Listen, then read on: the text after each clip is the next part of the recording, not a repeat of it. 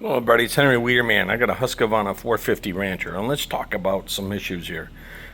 So the customer took it to a shop to get fixed, shop shed, blah, blah, blah, couldn't fix it, don't know what the issue is, charge them 80 bucks, send them home, and it didn't run right. So, I get it. Troubleshoot the carburetor. They broke the low needle tip off by over-tightening, aftermarket carb, of course. I get everything fixed, I put it back together, I pressure test it sat, compression's good. And I put it back together and I get it to run. It runs high, it runs strong, but I can't adjust the low. I can't adjust the idle on it. I'm like, what's going on? So I got it back together. When doing so, I discovered something, but I wanted to test my theory first. So got it back together. There's 4 screws here. This is a carburetor with a special flapper on top of it. So it's a dual in on these, a dual plate. You can see it, top and low. Intake plate. Well, the problem is everything's plastic. So what the shop did when they put it back together is, you can see what's happening here, is they over tightened the screws and stripped them. So there's nothing really holding this plate in the carburetor against the rubber, against this plastic. There's a plastic plate right here, right, holding this together. So there's no compression there. No compression on the carburetor on the bottom either.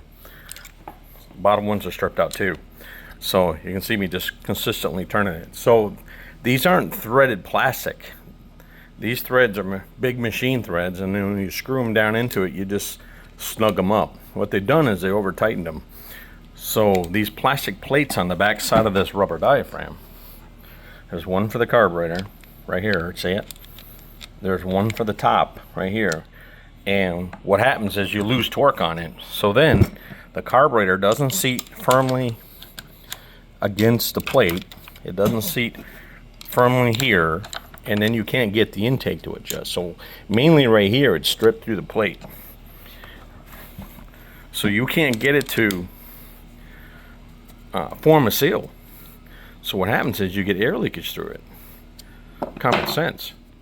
These things got to pull tight, but you don't want to pull it so tight. See the threads? You want to pull it so tight that you just pull through the plastic.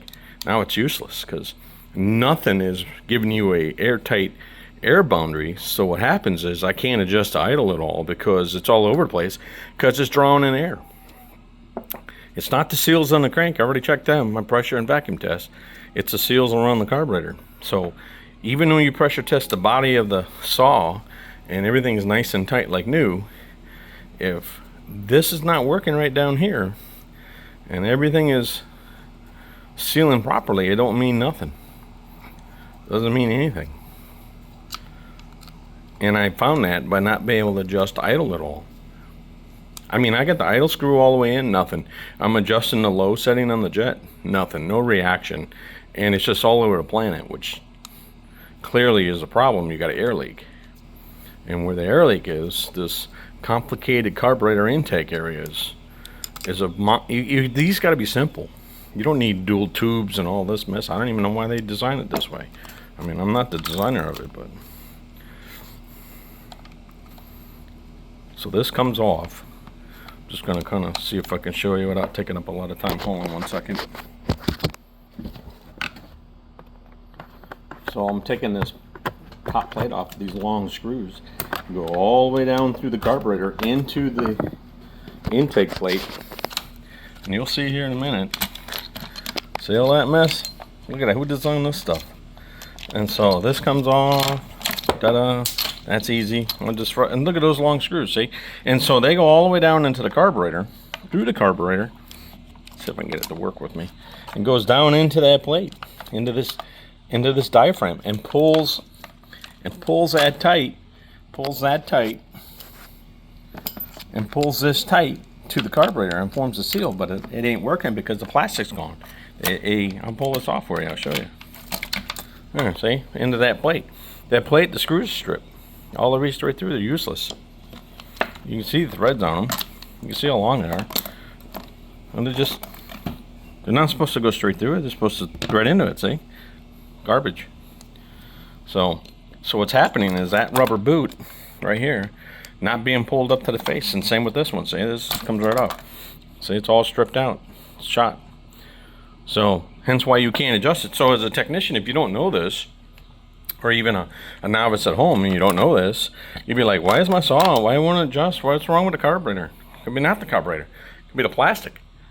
So for 21 bucks, go online on the platform and you can get aftermarket, and it works. I haven't any issue with it. They don't come threaded, right? These are all self-threading bolts. So when you thread it in there, you don't need to torque it down so hard where you just pull through the plastic. You need to tighten it down so it's nice and snug, and it's got it right up against the body, right?